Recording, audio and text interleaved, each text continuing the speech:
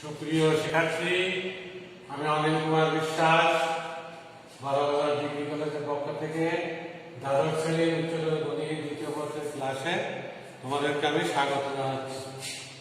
আজকে আমরা গত ক্লাসে করছিলাম ত্রিকোণমিতি 7a প্রশ্নমালার সাইন ইনভার্স, ট্যান ইনভার্স এর সূত্র, অর্থাৎ বিপরীত বৃত্তীয় ফাংশনের যে সূত্র সেটা নিয়ে আমরা আলোচনা করছিলাম। আজকে আমরা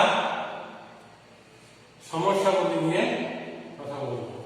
সেই সমস্যাগুলি দেখো, আমাদের 2-3 নম্বর একটা সমস্যা, সেটা দেওয়া আছে প্রতিনিধিত্ব sine inverse 1/√5 plus cot inverse 3 equal to pi. এটা প্রমাণ করতে হবে। তাহলে আমাদের লেফট হ্যান্ড সাইডে এখানে যেটা আসছে, আমাদের দুইটা জিনিসই আমাদের আসবে ক্যারের মাধ্যমে প্রকাশ করতে হবে।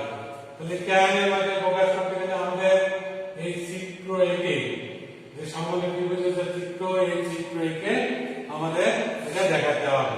তা চিত্র একে আমরা সাইন ইনভার্স এর এটা কি লম্ব অতিভুজ, তাহলে লম্ব অতিভুজ থেকে এটা থেকে আমরা ভূমির মান বের করলাম 2, ভূমির মান বের করে sign inverse 1/√5 sin tan inverse half.